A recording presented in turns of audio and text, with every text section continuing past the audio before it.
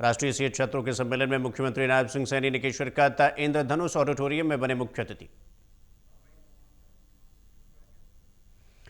राष्ट्रीय सीए के छात्रों के सम्मेलन में बोले सीएम सैनी, 2014 से 2026 तक भारत की प्रगति अभूतपूर्व। मोदी के संकल्प से देश ने पाया वैश्विक मुकाम। जो उनकी नीति है, एक एक कदम के ऊपर भारत को मजबूत करने वाला कदम होता है और दुनिया में भारत का सम्मान ऊंचा करने वाला साथियों उनका एक एक कदम होता है। साथियों, मुझे खुशी है कि देश के यशस्वी प्रधानमंत्री आदरणीय नरेंद्र मोदी जी एक प्रेरणादायी।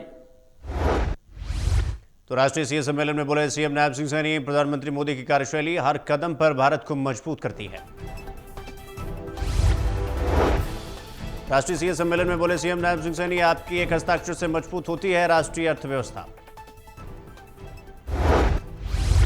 एक हस्ताक्षर देश की अर्थव्यवस्था को मजबूती की तरफ ले जाता है, देश को सशक्त बनाने का काम करता है। आदरणीय प्रधानमंत्री जी ने जो संकल्प लिया है, दुनिया की तीसरी आर्थिक शक्ति भारत बनेगा, उसके पीछे की अगर कोई ताकत है तो हमारे सामने बैठे ये। कुरुक्षेत्र में भारत रत्न गुलजारी लाल नंदा की 128वीं जयंती, नेताओं ने दी श्रद्धांजलि, संत स्वरूप बताया। कुरुक्षेत्र में गुलजारी लाल नंदा की 128वीं जयंती, अशोक अरोड़ा बोले, नंदा ने कुरुक्षेत्र के विकास में सर्वस्व न्यौछावर किया। श्री गुलजारी लाल नंदा जी की जयंती है। इस अवसर पर उनको शत शत नमन करते हैं। स्वर्गीय नंदा जी सही मायनों में सफेद कपड़ों में संत थे, जो राजनीति में आने के बाद जहां राजनीतिक जिम्मेवारियों को उन्होंने निभाया, उसके साथ साथ जो उनका धर्म के प्रति लगाव था वो भी एक बहुत ही अद्भुत था। और आज जो कुरुक्षेत्र के लिए उन्होंने काम किया, कुरुक्षेत्र के लोग तो हमेशा उनके ऋणी रहेंगे। आज नवीन कृषि संकल्प अभियान, रादौर में 7 जुलाई को जिला स्तरीय कृषि सम्मेलन, किसानों के आर्थिक उत्थान की नई पहल। मार्गदर्शन में विकास का संकल्प, नेपाल सिंह राणा ने कहा, भारत कृषि प्रधान देश, आधुनिक तकनीक से खेती को लाभकारी बनाने का आह्वान। रादौर में 7 जुलाई को होगा नवीन कृषि संकल्प सम्मेलन। और विकासशील, और दूसरा ये कह सकते हैं अभी सोसाइटी बेस्ड यदि कंट्री कहें, एग्रेरियन सोसाइटी और एग्रीकल्चर सोसाइटी।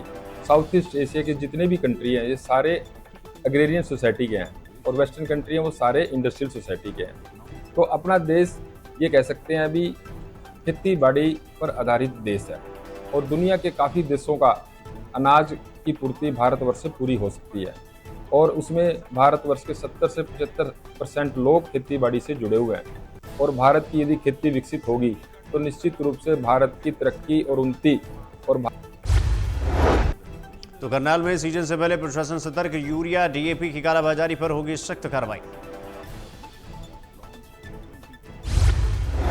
करनाल में खाद्य आपूर्ति की स्थिति, यूरिया की 1 लाख एमटी जरूरत, अब तक 68,000 एमटी प्राप्त। सीजन में 1 लाख एमटी यूरिया और 15,000 एमटी डीएपी की आवश्यकता होती है। तो स्थिति को देखते हुए सरकार द्वारा अभी तक जिला करनाल में 68,000 एमटी यूरिया और 15,000 एमटी डीएपी को उपलब्ध कराई गई है, और हमारे पास आज भी 10,000 एमटी यूरिया की स्टॉकिंग है। खाद की किसी प्रकार की भी समस्या का किसानों को सामना नहीं करना पड़ रहा है, क्योंकि सरकार द्वारा निर्देश दिए गए हैं कि 60% यूरिया डीएपी व अन्य फॉस्फेटिक फर्टिलाइजर या सब्सिडाइज फर्टिलाइजर कोऑपरेटिव के माध्यम से। तो करनाल में खाद्य आपूर्ति विभाग का बड़ा घोटाला, सरकारी गोदाम में 15,000 गेहूं के कट्टे गायब।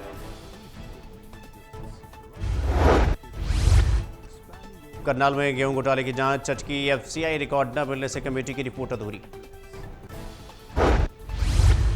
एफसीआई की चुप्पी से जांच, जो शिकायत करता है विकास शर्मा, उसको जांच में शामिल करके उसको पत्र लिख के जांच में शामिल किया। जांच में